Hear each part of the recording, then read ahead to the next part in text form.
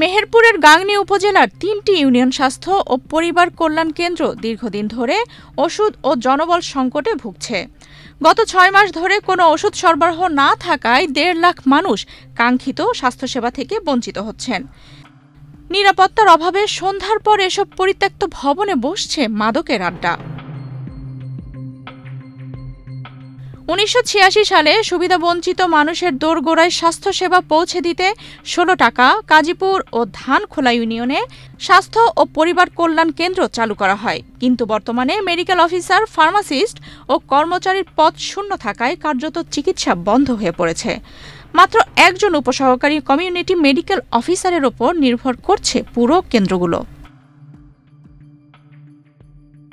জনবল ও ওষুধ সংকটের কারণে নরমাল ডেলিভারি, প্রসূতি, কিশোর কিশোরীর স্বাস্থ্যসেবা ও সাধারণ চিকিৎসা একেবারেই বন্ধ।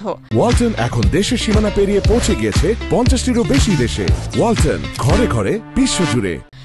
সপ্তাহে ২-৩ দিন অল্প সময়ের জন্য কেন্দ্রগুলো খোলা হলেও বেশিরভাগ সময়ই ফাঁকা থাকে। ফলে স্থানীয়দের জরুরি চিকিৎসার জন্য গাংনী সহ দূর দূরান্তে যেতে হচ্ছে। এখানে আমাদের কোনো ঔষধও ভালো পাওয়া যায় না, এটাই আমাদের খুব সমস্যা। আমাদের গ্রামে কোনো রোগে টোগে হলে পারে তাদের গাংনীতে নিয়ে যাওয়াও সমস্যা, নিয়ে যেতে আমরা পারিনি, অনেকে মারাও যায়। এখানে যে ডাক্তার আছে সে বলে যে ভাই আমি ঔষধ পাইনি, ৬ মাস পরে একদিন অল্প পাই, আপনাদের দিই যতটুকু।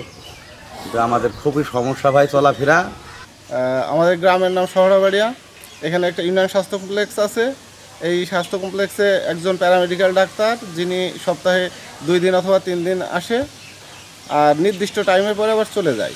এখানে 2টা সরকারি কোয়ার্টার থাকা সত্ত্বেও কোনো ডাক্তার এখানে থাকে না। তাই এই গ্রামের তথা এই ইউনিয়নের যদি কোনো সমস্যা হয়, জরুরি কোনো প্রয়োজন, যেমন সন্ধ্যার পরে কিংবা বিকালের পরে যদি কারোর গুরুতর অসুস্থ হয়, তাকে ছুটতে হয় হচ্ছে উপজেলা স্বাস্থ্য কমপ্লেক্সে। এই ডাক্তারখানায় আসলে ডাক্তার যেদিন আসি সেই দিন ঘুরে ঘুরে যায়। এ দেখেন অশোকা জ্বালায় মরছি, আসি ডাক্তার পাচ্ছিনি। যদি একদিন পাই বলে যে ক্রিমির বডি ছাড়াননি। তাহলে এখানে ধরে এই বিল্ডিং করি, এই বিল্ডিংয়ের কোনো মর্যাদা থাকলেও এই বিল্ডিংয়ের কোনো মর্যাদাই নেই। উৎসাহী যদি আপনারা ওষুধ পাড়ি ডাক্তার পাড়ি না দিতে পারেন, আপনারা এখানে ঘরটা ভাড়াই দিয়ে যান, কেউ ভুটকু কিনে পালা দিক। এখানে রুম আছে, ডাক্তার আছে, মানে সব কিছু ঠিক আছে, কিন্তু ডাক্তার নেই। একটা ডাক্তার মানে সেই সময় মতো পাওয়া যায় না, সবসময় তো পাওয়া যায় না। এখানে একটা ডাক্তার থাকলে ভালো হয়, মানে সবসময়। ওইদিকে তো বাসাও আছে থাকার মতো। উপসহকারী মেডিকেল অফিসার মোহাম্মদ শরীফুল ইসলাম জানিয়েছেন, জনবল ও ওষুধ সংকটের কারণে সেবা দেয়া যাচ্ছে না। দীর্ঘ ১৭ বছর ধরে ঝাড়ুদার সহ ৫ জনের কাজ একাই সামলাতে হচ্ছে তাকে।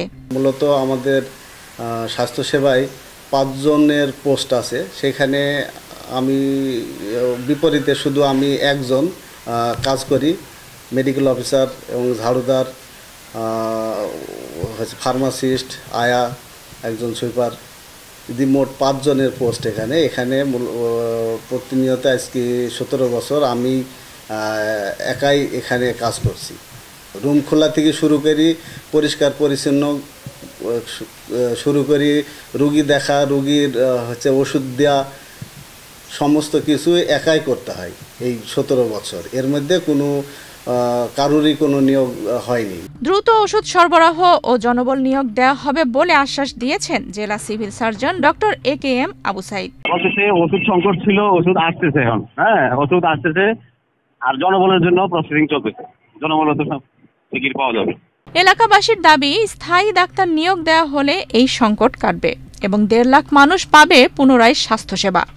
আফসানা রিপা, বাংলাদেশ প্রতিদিন।